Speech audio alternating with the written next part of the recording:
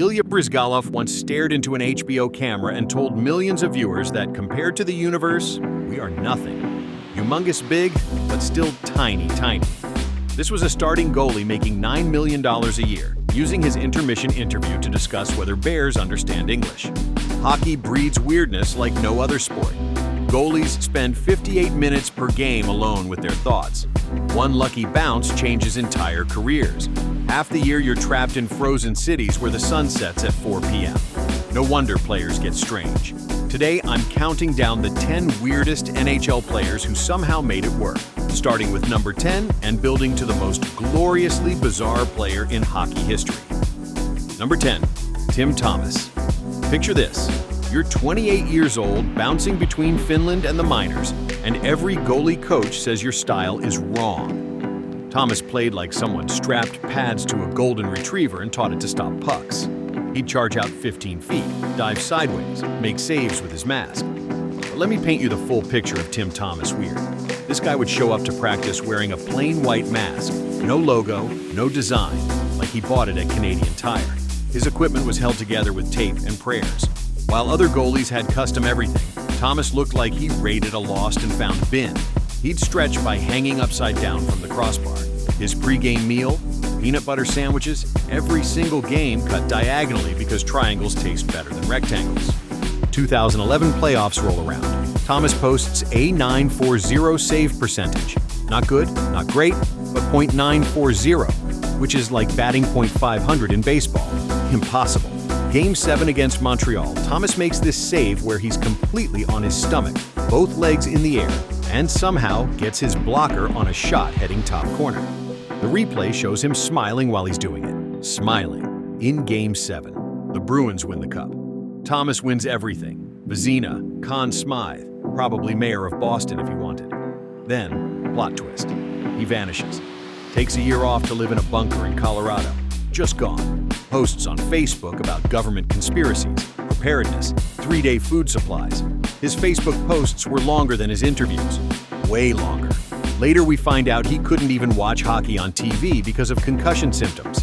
The style that made him great scrambled his brain. But for one magical spring, Tim Thomas proved you could win playing goalie like you're allergic to proper technique. His equipment's probably still held together with tape somewhere, waiting for the apocalypse. Number 9 brings us Sean Avery, the only NHL player to intern at Vogue magazine. While other guys hit the gym, Avery was steaming clothes for Anna Wintour. He'd show up to games in $5,000 suits, sit front row at Fashion Week, then go slew foot someone because they looked at him wrong. The Vogue internship wasn't even a publicity stunt. Avery genuinely loved fashion. He'd critique teammates' suits in the locker room, called out reporters for wearing bad ties. His apartment looked like a boutique hotel. He dated models, actors, anyone but hockey players. His autobiography has more pages about restaurants than hockey games. Here's where it gets truly weird. Rangers versus Devils, 2008 playoffs. Avery plants himself in front of Martin Brodeur and starts waving his stick in his face. Not playing hockey, just conducting an invisible orchestra. The refs don't know what to do. There's no rule against being annoying. Brodeur's screaming at the refs, pointing at Avery like he's committed murder. The Rangers bench is dying laughing. Even they can't believe what they're watching. Until the next morning, when the NHL creates the Sean Avery rule, you can't do whatever that was. Think about that. One player was so creatively annoying that professional sports had to make a new rule overnight. The rule literally says you can't wave your hands or stick in the goalie's face to distract him. They had to write that down because of one person. Avery got inside heads like a psychological termite. He'd research your divorce, your contract, your kids' names, then bring it all up during scrums. He'd tell a guy his plus-minus during a fight. Mid-punch, he's reciting statistics. One time he mentioned Dion Phaneuf's girlfriend on live TV and got suspended 6 games. His own teammates hated him. Chris Drury reportedly begged management for a trade. But Avery kept getting contracts because chaos has value in hockey, and nobody created chaos like him. After retirement, Avery opened a restaurant, became a fashion commentator, acted in movies. He's probably the only NHL enforcer who can tell you the difference between spring and fall collections. Still takes shots at former opponents on social media, but now he does it while wearing designer scarves. Number 8. Patrick Waugh talked to his goalposts. full conversations, thank you posts, great save posts. You're looking lonely out there posts.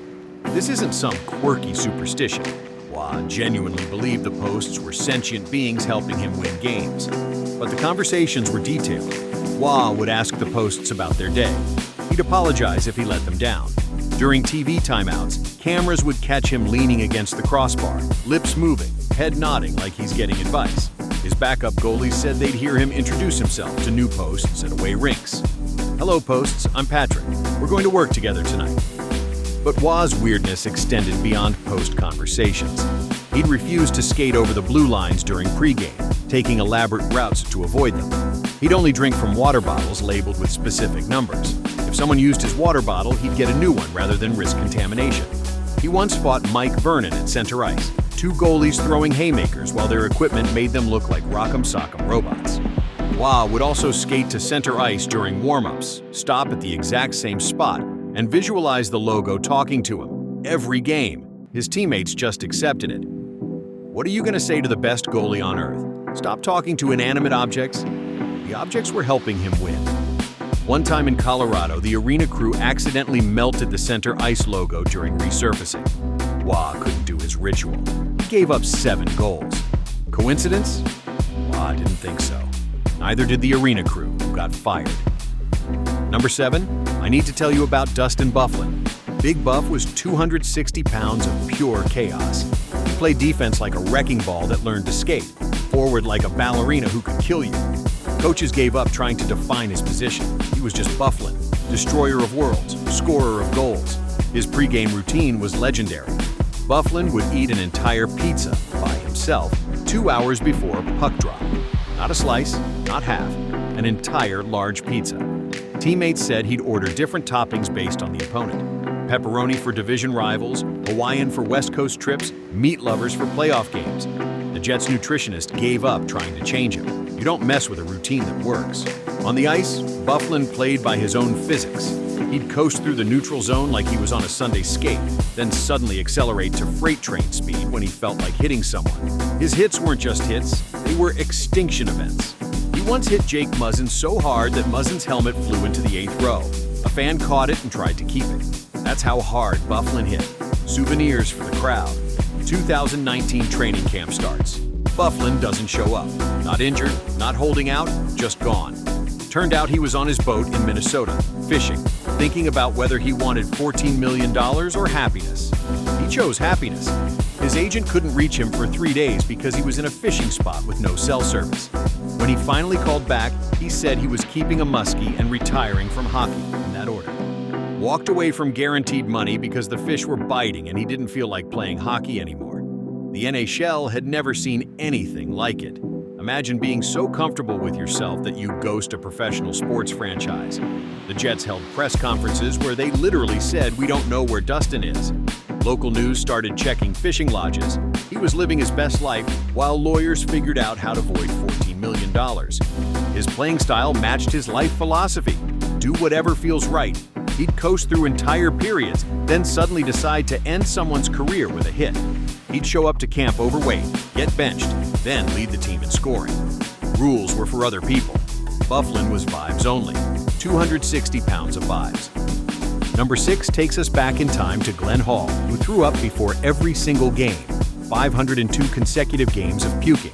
His routine: show up, put on equipment, vomit, play like a Hall of Famer. Goalies are superstitious, but Hall took it to performance art. The vomiting was precise, always in the same bucket, always at the same time, always the same duration. Hall said it was like flipping a switch. Once he threw up, he was ready. His backup goalies would time it. Less than 30 seconds meant Hall was nervous. More than a minute meant he was really nervous. The perfect puke was 45 seconds of controlled nausea. Think about his teammates. You're getting ready for a big game, focused, in the zone, and there's your goalie bent over a garbage can, retching. But it worked. Hall basically invented modern goaltending with his butterfly style. Did the vomiting help? Who knows? Who cares? When you're revolutionizing the position, you can puke wherever you want. Hall also hated practice, despised it. He'd show up, do nothing, leave. Coaches just shrugged. What are you going to do? Bench the guy who never misses a game? Even his vomiting was more reliable than most players' attendance.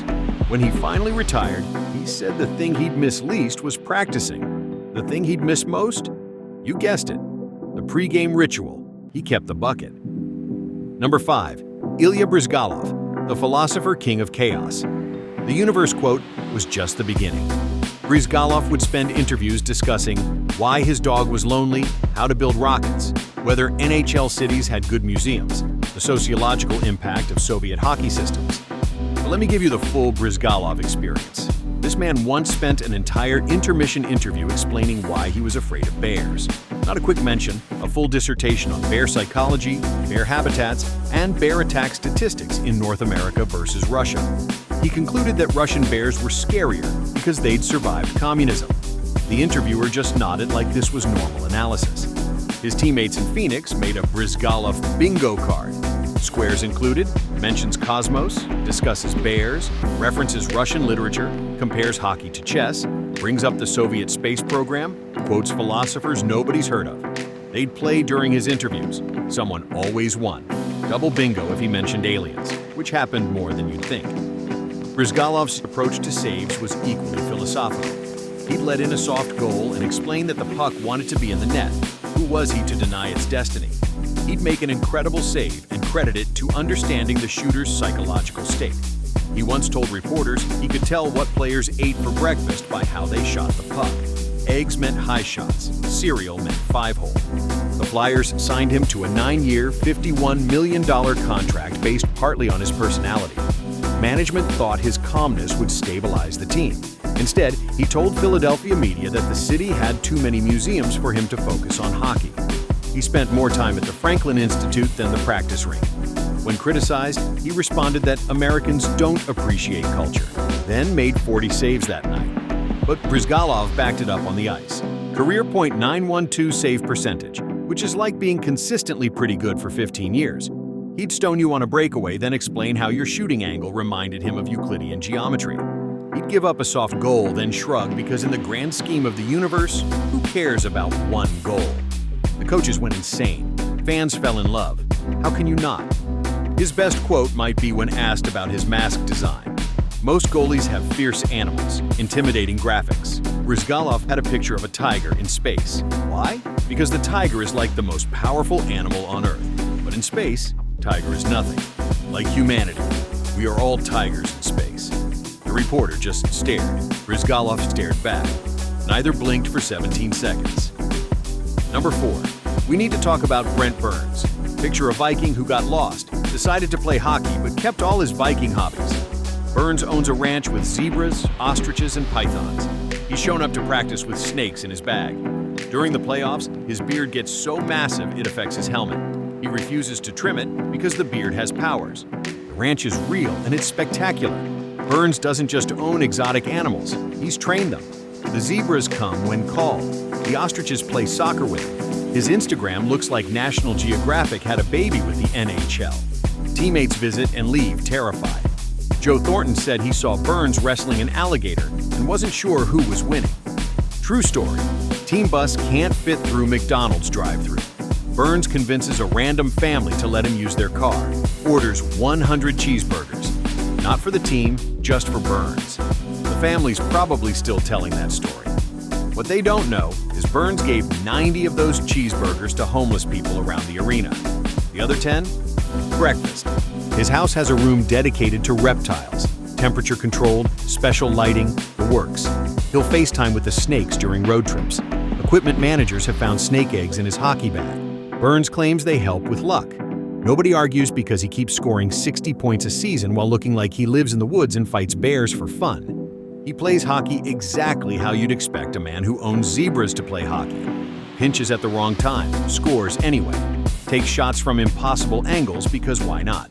His defensive positioning follows no known system, but he's won a Norris Trophy. So everyone just lets Burns be Burns. You don't coach that, you just point it at the other team and hope. His shot is so heavy that goalies say they can hear it coming. Not the puck hitting their equipment, the puck traveling through the air. It makes a whooshing sound like a missile. Burns practices his shot by firing pucks at metal plates on his ranch. The animals are used to it. The zebras don't even look up anymore. Number 3. Ron Hextall, the goalie who thought he was an enforcer. Hextall scored goals, fought players, and generally treated his crease like sovereign territory that he'd defend with violence. Let's talk about Hextall's goals first. This maniac would practice shooting pucks the length of the ice every single day after practice. Not sometimes, every day. He'd stay out there for an hour, just rifling pucks at the empty net. Janitors learned to wait. When asked why, Hextall said he wanted to be ready when the opportunity came. Like scoring goals as a goalie was a normal thing to prepare for. December 8, 1987, Hextall becomes the first NHL goalie to score by shooting the puck. Not dumping it in and getting lucky, actually shooting and scoring. His celebration? He raised one arm halfway, like he'd done something mildly interesting. His teammates went insane. Hextall skated back to his net like nothing happened. He'd been preparing for this moment for years. Of course, it went in. May 1989, Hextall watches Chris Chalios hit Brian Propp. He remembers. 2 games later, wham! Hextall sprints the entire length of the ice to jump Chelios. Not a fight, an ambush. 12-game suspension, longest ever for a goalie. Flyers fans start a religion worshiping Hextall. But that wasn't even his craziest moment. 1989 playoffs, Game 6 against Pittsburgh. Hextall's in net, Rob Brown crashes the crease. Hextall takes his blocker and starts feeding Brown uppercuts. Not pushing, not shoving, closed-fist blocker punches to the face. The ref is trying to break it up.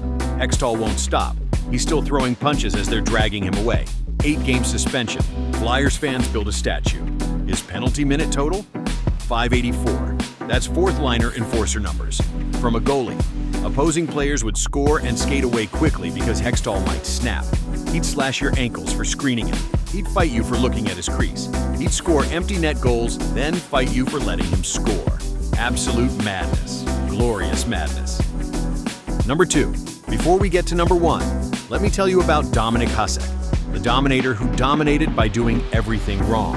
Every goalie coach in the world teaches the same fundamentals. Stay square, control rebounds, use proper butterfly technique. Hasek heard all that and decided to become a human slinky instead.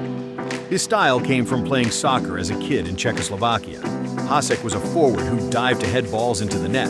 When he switched to hockey, he kept diving. Coaches tried to fix him. Nod, agree, then go back to flopping around like a fish. By the time he reached the NHL, coaches had given up. You can't teach chaos. His highlight reel looks like someone's having a seizure while accidentally stopping pucks. He'd throw his stick, flop on his back, stack his pads sideways, use his head as a blocker. One time against the Rangers, he made a save with his blocker, lost his stick, kicked out his right pad while falling backward, then somehow got his glove on the rebound while lying on his side. Peter Nedved just skated away, shaking his head. What do you even do against that? The 1998 Olympics were peak Hasek. Czech Republic versus Canada in the semifinals.